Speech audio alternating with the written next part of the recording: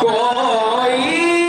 حسین جیسا نواسا نہیں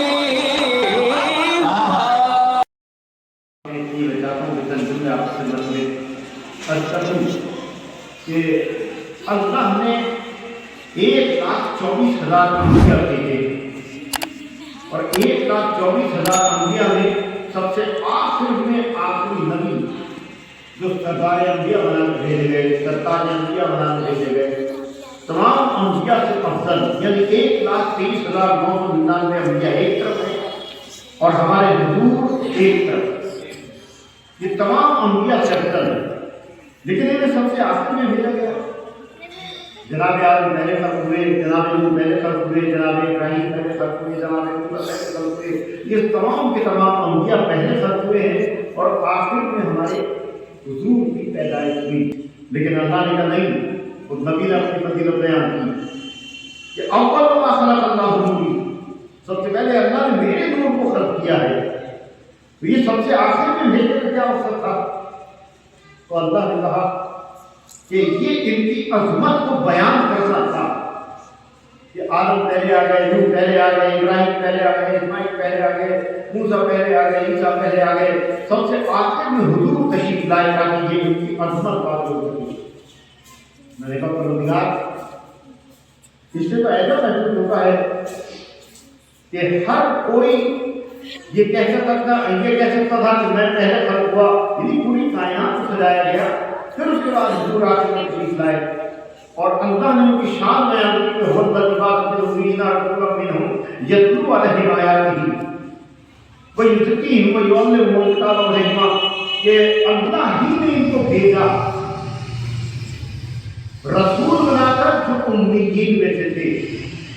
اللہ نے اس بات کو واضح کیا کہ میں نے ہی ان کو بھیجا ہے، اگر جو سے پہلے اس بات کو بیان کی۔ تو مقصد کیا تھا کہ 1,23,999 انبیاء آ چکے اور اب آخر میں حضور تشریف لائے تاکہ دنیا کو بتا دیں کہ حضور آدم سے افضل ہیں، نوح سے افضل ہیں، ابراہیم سے افضل ہیں، اسماعیل سے افضل ہیں، موسیٰ سے افضل ہیں، عیسیٰ سے افضل ہیں، یعنی 1,23,999 انبیاء ایک طرف ہیں اور حضور کی شان ایک طرف۔ سبحان اللہ سے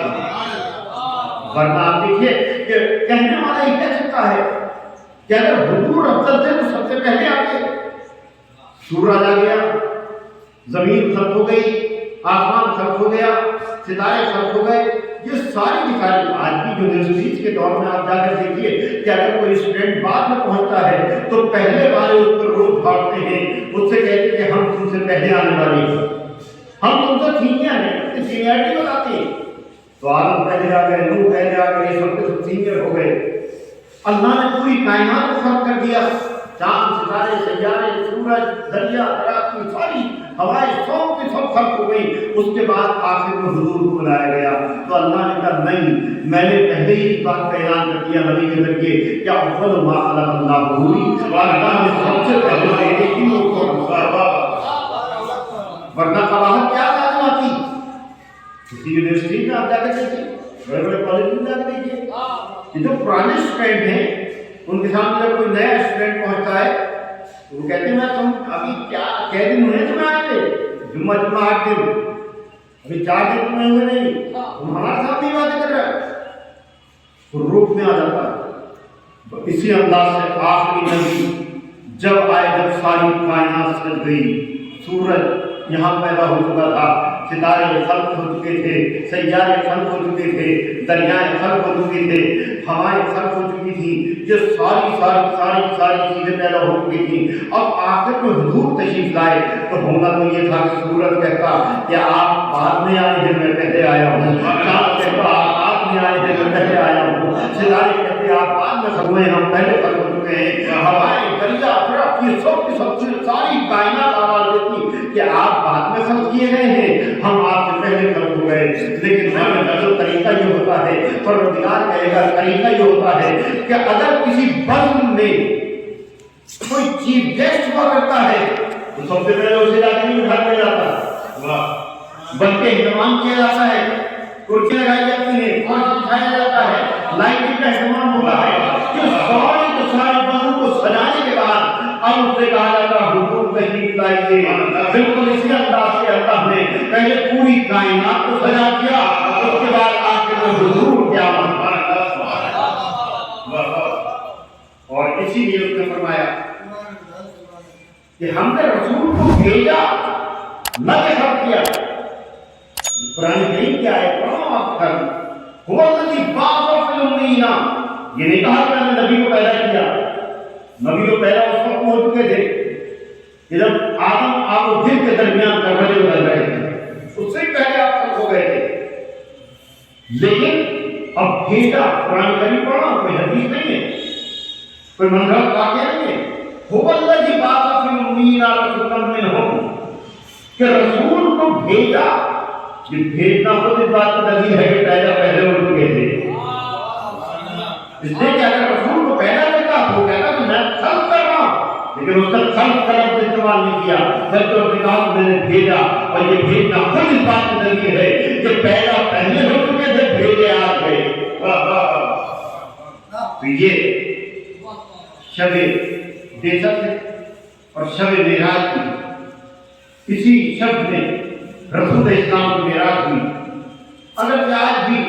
ایک طبقہ اس بات کا قائل ہے کہ رسول اسلام کو جسمانی معراج کی، روحانی معراج کی، میں زیادہ وسیع خوبصورت کرنے کا عادی نہیں ہوں، اپنے آخری کلام میں ایک جملہ آپ کی خدمت کرتا ہوں کہ میں اس بات پر بھی بحث نہیں کروں گا کہ جسمانی ہوئی یا روحانی ہوئی، اس لیے کہ قرآن کی آیت موجود ہے اور یہ احادیث خود اس بات پر شاہد ہے کہ جو بتائیں گے کہ معراج جسمانی ہوئی تھی یا روحانی ہوئی تھی۔ سب سے پہلا فرق یہ ہے کہ رسول اسلام کا جسم تو تھا لیکن سایہ نہیں تھا،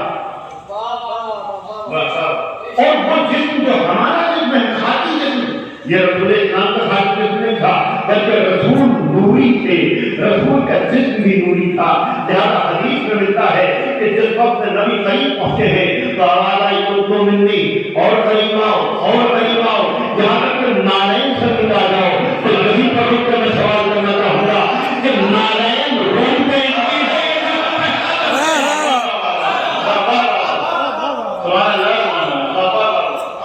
نالین سمجھ کا آنا کا مطلب یہ ہے کہ نبی آؤ، نالین سمجھ کا آؤ۔ تو ہم نے کبھی روح کے بارے میں نہیں سنا کہ روح کی جونے پہنتی ہے، ارے یہ جوتوں کا لفظ یہ بتا رہا ہے کہ رسول مجسم ہے، رسول کا جسم گیا تھا روح میں۔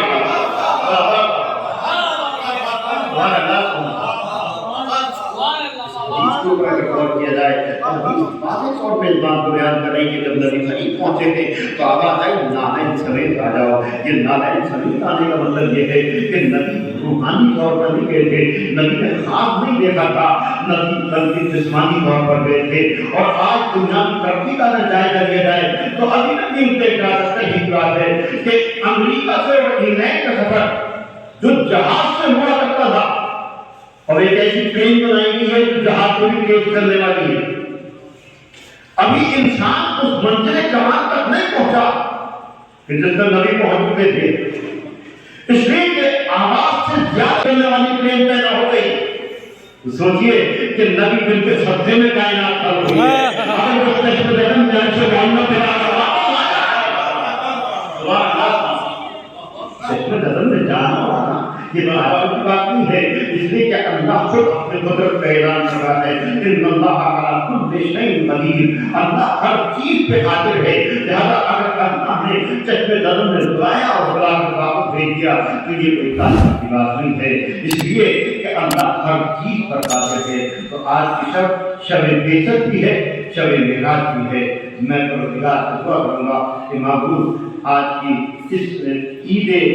معراج اور عید بعثت کے بغیر حاضرین میں دلی بچڑی کا قبول فرما اور ہمارے آخری نام حضور میں نصیب فرما۔ ہمیں انصار فرما۔ اللہ سبحانہ